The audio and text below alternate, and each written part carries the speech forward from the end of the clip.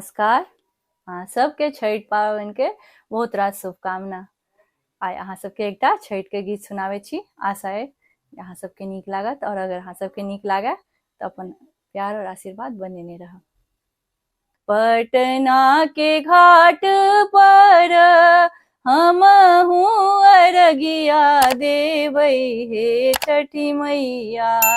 हम ना जायब दोसर घाट देखब हे छठी मैया। हम ना जायब दोसर घाट देखब हे छठी मैया। पटना के घाट पर हमहू अरगिया देबै हे छठी मैया। हम ना जायब दोसर घाट देखब हे छठी मैया।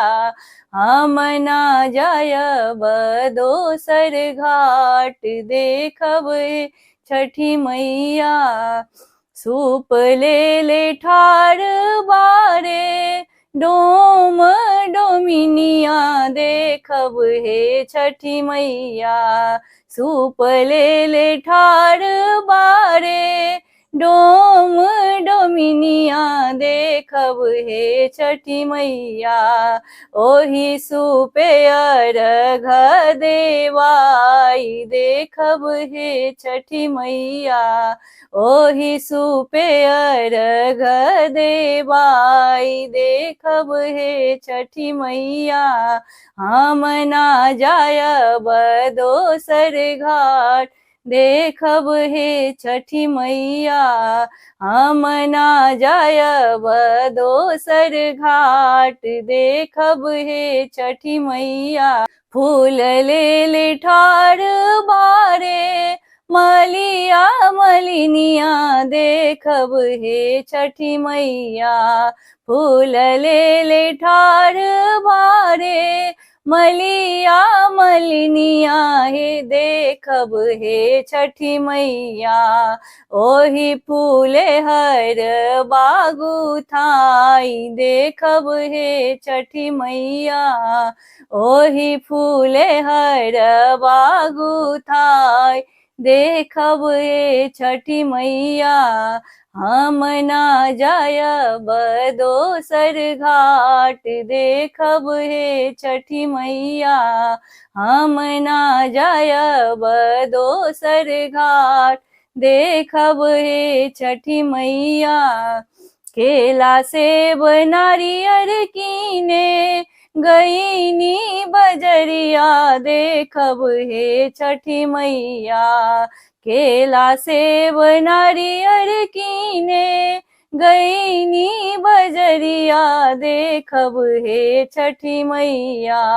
ओ तही लागल बड़ी देर देखब हे छठी मैया। ओ तही लागल बड़ी देर देखब हे छठी मैया। हम ना जायब दोसर घाट देखब हे सखी मैया।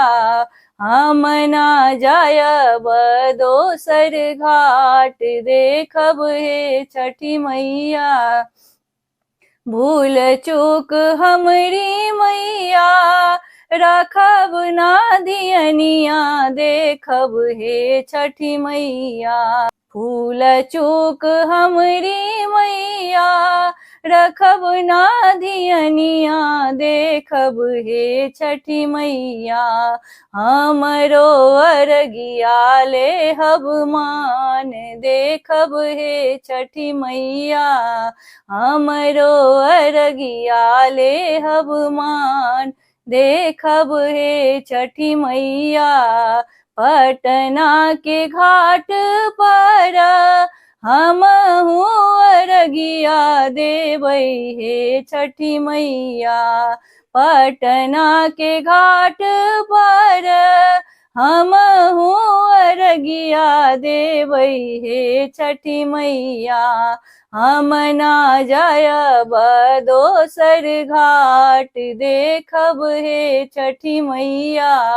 हम ना जायब दोसर घाट देखब हे छठी मैया हम ना जायब दोसर घाट, देखब हे छठी मैया।